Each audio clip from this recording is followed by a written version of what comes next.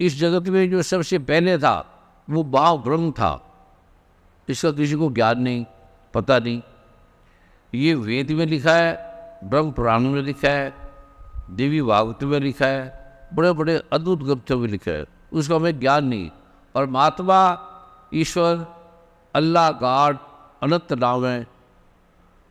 राम, भगवान श्री कृष्ण, सबका पूरा आधार महाब्रह्म है, महाब्रह्म। तो ये गुरु की कृपा से मुझे महाब्रह्म का ज्ञान हुआ। उसके बाद मैं खो गया उस महाब्रह्म में। पता लगता था कहाँ जाता था, किधर चला जाता था, क्या होता था, किधर गया, कहाँ गया, और क्या क्या उसमें फिर और लिखा गया, नया पद आता गया। वो लिखा हुआ नहीं है, लिखाया गया है। ये जो मैं खाना, ये मेरे लिखा हुआ नहीं है, ये लिखाया है। किसने लिखाया है? वो 10,000 ऋषियों ने, भगवान ब्रह्मा ने, भगवान विष्णु ने, भगवान महेश ने, माँ दुर्गा ने, माँ षष्ठी ने इसको स्वयं हाथ से लिखाया है। अन्यथा आपको 12 साल का बच्चा इसको लिख नहीं सकता। तो ये अद्भुत एक रोग है, और आप इसको एक रोज गा लिया करो। ये इतना पावन है, इतनी शक्ति से भरा है। जैसे आप इसको करेंगे तो हाथ धो के करें तो अच्छा है, वरना जैसे आप करते वैसे करते रहे।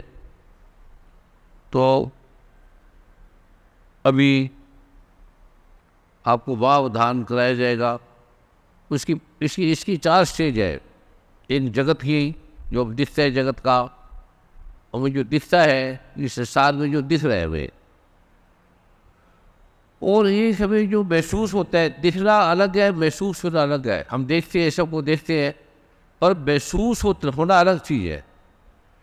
और एक है महसूस भी नहीं हो रहा, परा में प्रविष्ट हो जाना। उस परा से निकलता है। जब भी आप, जैसे बच्चा माँ पैदा नहीं करता, परा से पैदा होता है। डॉक्टर बच्चे को पैदा करते हैं, इंस्ट्रूमेंट में पैदा करते हैं। जैसे एक आम अपने आप होगा, एक आम हम उसको मसाले लगा के बनाएंगे। जो बनाया हुआ होगा उसमें वो रस नहीं होगा, वो प्रारूप नहीं होगा। बन तो जाएगा लेकिन वो प्रारूप नहीं होगा, वो शक्ति नहीं होगी, रोग नहीं होगा। जैसे जड़ी बूटियाँ है, बिना अपरा के, बिना देवे पाश्रय से कोई काम के नहीं, सूखी लकड़ है। तो जो देव्य पाश्रय है वो परमात्मा स्वयं है, परमात्मा उसमें समाहित हो जाता है। तो ये जो जगत आपको दिखता है, ये दुख है, जो हमें दिखाई देता है, ये दुख है, पीड़ा है, रोग है। हमारे सारे सिंह के जो रोग है ये इस जगत से आए हैं, मूंड से आए हैं, बुद्धि से आए हैं, गार से आए हैं। तो वार कहते हैं इसमें जीना तो मृत्यु से लाखों लाखों जन्म लग जाते हैं, जिसको हम इससे पार नहीं हो पाते। वो मैं 5 मिनट का अवधान आपको कराऊंगा। 5 मिनट से ज़्यादा आप इसको करोगे तो फिर आप सो जाओगे गहरे, फिर उसमें कहाँ चले जाओगे, फिर जब उठोगे कब उठोगे इसका पता नहीं है। क्योंकि भगवान शिव, नारायण, ब्रह्मा, भगवान श्री कृष्ण ने जब अर्जुन को दिया तो अर्जुन का सारा शरीर कांप गया टोटल, उसको पता नहीं लगा मैं कहाँ चला गया। इस माँ दुर्गा का जो प्रावधान है, जिससे आप उससे आएंगे 5 मिनट में, तो 5 मिनट में आप देखोगे आपको रोग कट गए। ऐसी ऐसी जो बीमारी है, माइग्रेन है, टेंशन है, ऐसे ऐसे रोग है जिसका इलाज नहीं, वो हट गए। हटाएगा कौन इसका मुझे नहीं पता। ये आपके रोग हटेगी कैसे इसका नहीं पता। इसका जो आएगा आपके पास, इस समर्पित भाव से करना है, प्रणाम करके करना है। माँ दुर्गा ने जैसे कहा है कि जो मुझे पूरी तरह से समर्पण होगा। समर्पण का अर्थ क्या है? जो समर्पण का अर्थ है, किसको पता है? विद्वान को, हिंदी के विद्वान को, प्रोफेसर को समर्पण का अर्थ और ये पता है आप लोगों को? जैसे समुंदर है तो पानी का जो गिलास है उसे समर्पित कर देते हैं, तो उसमें जो गिलास है वो विलीन हो जाता है, खो जाता है, उसे पता नहीं होता क्या होता है, पता नहीं, गिलास खो जाएगा। और गिलास सागर हो जाता है। ऐसे वाले जो रोग है, जब वो सागर से मिल जाएंगे, हम सागर से, परमात्मा से, आदिकाल से, शुरू से वेद कह रहे हैं कि एक वो ब्रह्म द्वितीय नास्ति, एक ब्रह्म के अलावा कुछ था ही नहीं, ब्रह्म ही था, ब्रह्म ही है, एम ब्रह्मास्मि, मैं ब्रह्म हूँ, ये वेद वाक्य है। तो जैसे आप उसमें जाओगे, आपकी टेंशन, मन बुद्धि, पागलपन, इससे पागल ठीक हो जाएंगे।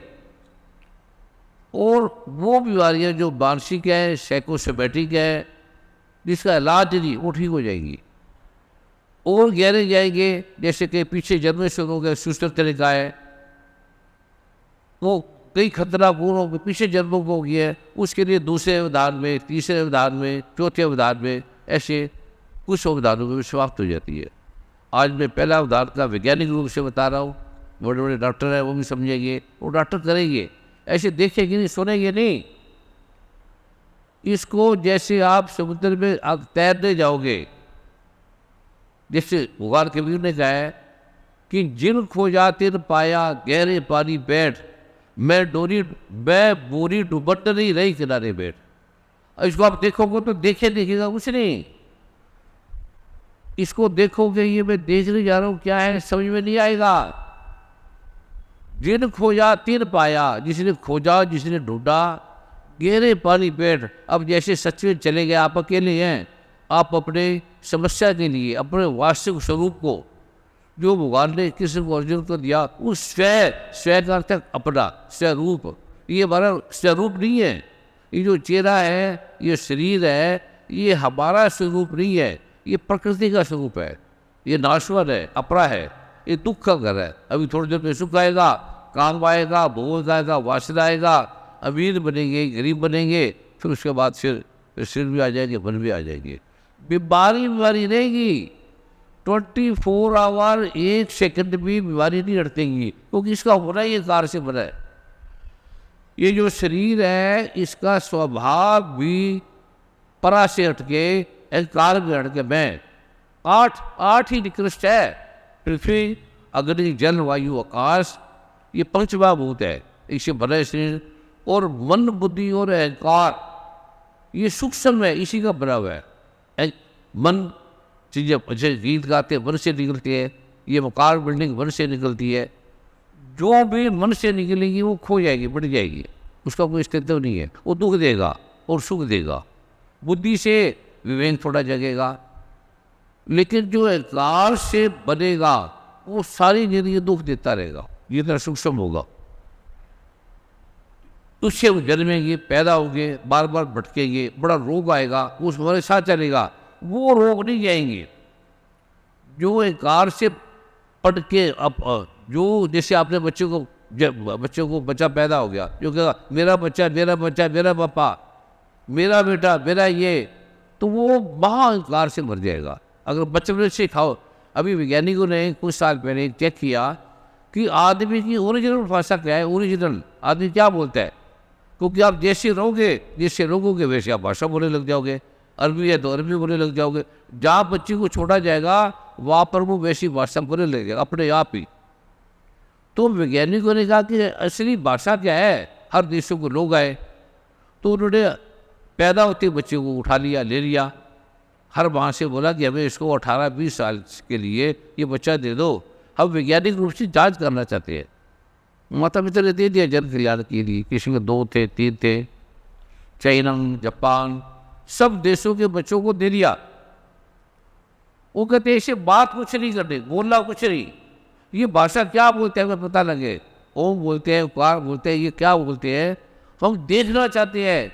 कोई आदमी आएगा, इन्हें रख देगा और बंद करके चला जाएगा, इन्हें खाना देगा, भोजन देगा, उसे बात नहीं करेगा, सिर्फ उसको हम देखना चाहते हैं कि आदमी की ओरिजिनल भाषा क्या है, असली भाषा क्या बोलता है आदमी। तो एक व्यक्ति आता, उन्हें दूध फल देता, रख देता, जो जिसे ने खाना हुआ खा लेगा। बचपन में तो दूध देने लगा, बचपन में, फिर धीरे धीरे उनके अनुसार, वैज्ञानिकों के अनुसार उन्हें देने लगा, बोलता नहीं, बात नहीं करता। ऐसे ऐसे बच्चे जब 17-18 साल के हो गए, तो वो बच्चे करने लगे ची ची ची ची ची।